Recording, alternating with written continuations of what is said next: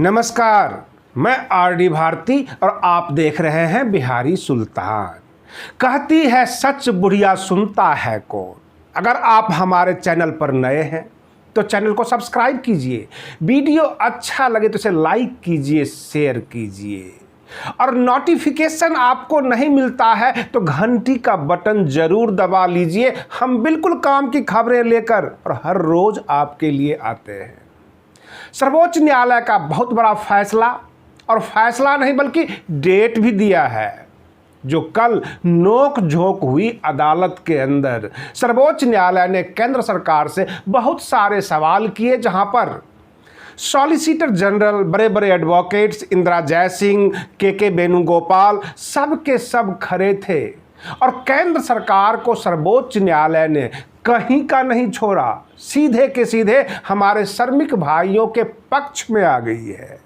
सर्वोच्च न्यायालय ने बहुत सारे सवाल किए, जैसा कि आप जानते होंगे जो हमारा पहला लॉकडाउन था 24 मार्च से लेकर 14 अप्रैल तक, और इस बीच हमारे श्रमिक भाई जो जहां थे देश में, जिन शहरों में थे, वहीं पे फंसे पड़े थे और इस उम्मीद से थे कि 14 अप्रैल को लॉकडाउन खुल जाएगा, हम अपने फैक्ट्रियों, अपने कंपनियों में काम करने जाएंगे। लेकिन यह लॉकडाउन का सिलसिला जो है बढ़ता ही रहा और वो जितने भी हमारे श्रमिक भाई थे वो भरोसा खत्म होने लगा और अपने गांव की तरफ निकलने लगे। लेकिन उससे पहले सरकार ने एक अनाउंस किया था कि जो भी हमारे श्रमिक भाई हैं, जो हमारे कामगार लोग हैं, ये परेशान ना हो, भयभीत ना हो। फैक्ट्री वाले और कंपनी वाले इन लॉकडाउन पीरियड के बीच का जो तनख्वाह है, जो वेतन है, ये कंपनी वाले, फैक्ट्री वाले देंगे। इस तरह से आश्वस्त कर रहे थे। हमारे दिल्ली के मुख्यमंत्री केजरीवाल साहब ने भी कई बार कहा कि मकान का किराया कुछ दिन के बाद ले लीजिए। इस तरह के आश्वासन मिलते थे। धीरे धीरे यह लॉकडाउन पीरियड बढ़ता गया और सबने हाथ खड़ा कर लिया। यहाँ तक सरकार ने यह कह दिया कि यह तो मसला जो है कंपनी, फैक्ट्री वाले और मजदूर भाइयों के बीच का है, इसमें सरकार क्या कर सकती है। और इसी के ऊपर एक याचिका लगाई गई।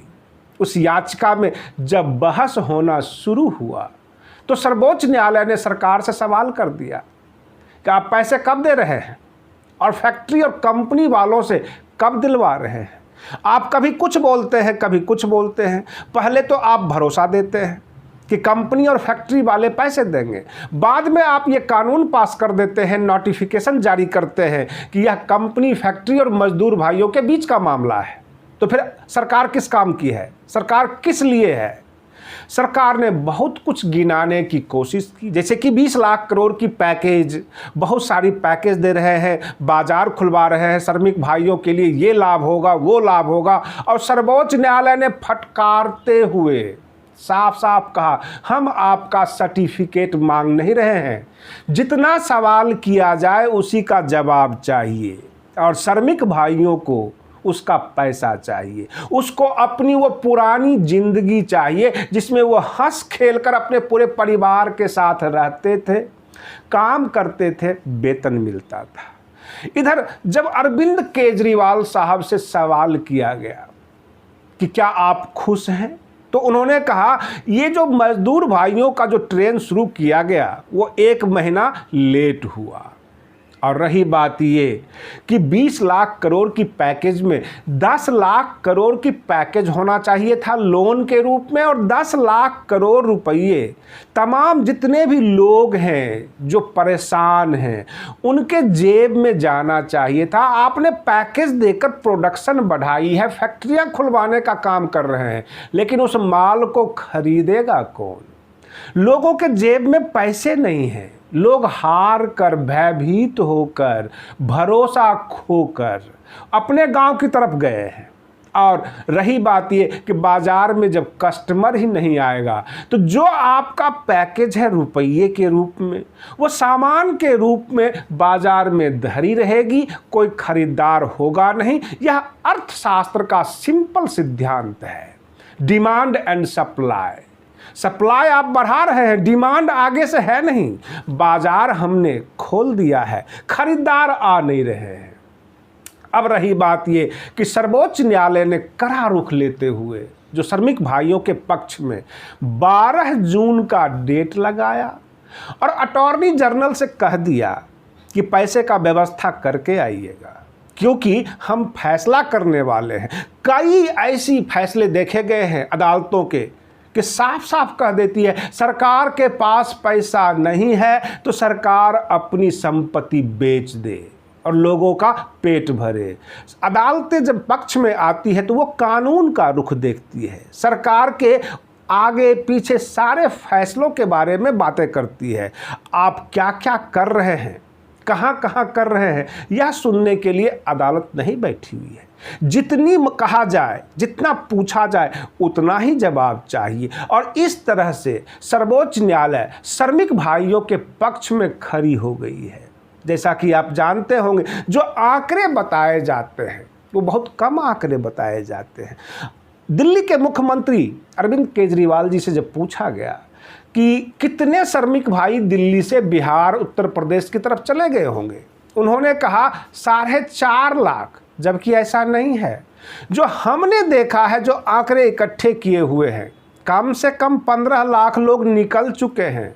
बाजार यहाँ का शांत है, खाली है। किसी भी मोहल्ले में आप जाएंगे तो मकान आपको खाली नज़र आएगा। हर जगह ये नज़र आ जाता है किराए के लिए खाली है। लोग जो छोटे मोटे किराए का दुकान लेकर चलाते थे वो हाथ खड़ा कर गए। और तो और बहुत सारे बड़े बड़े रेस्टोरेंट वगैरह बंद हैं, उनको चलाने के लिए उनके पास पैसा नहीं है। जैसा कि आप जानते हैं 1951 में एक साइकिल कंपनी का स्टार्ट हुआ था, चालू हुआ था। वो कंपनी था एटलस, सोनीपत से, और देश का सबसे बड़ा साइकिल कंपनी था। यह भी बंद हो गया। इस तरह से बहुत सारे ऐसे प्रतिष्ठान हैं जिसको आपके जुबान पे नाम होगा, वो सब के सब बंद हो रहे हैं, क्योंकि सरकार केवल अपनी उपलब्धि गिनाती है, दिखाने के लिए कुछ नहीं है। सर्वोच्च न्यायालय सवाल करती है, आम जनता अगर झूठा कहती है, मक्कार कहती है, तो उसको राजनीतिक रूप ले लिया जाता है। हकीकत यह है कि लोगों के जेब में पैसे नहीं हैं। बाजार खोल देने से बाजार चलता नहीं है। खरीदार के जेब अगर भरे हो तो बाजार कहीं भी लग सकती है। आप बने रहिए बिहारी सुल्तान चैनल के साथ, हम आपके लिए बिल्कुल सच्ची खबरें लेकर आते रहेंगे। तब तक के लिए धन्यवाद। जय भीम, जय भारत।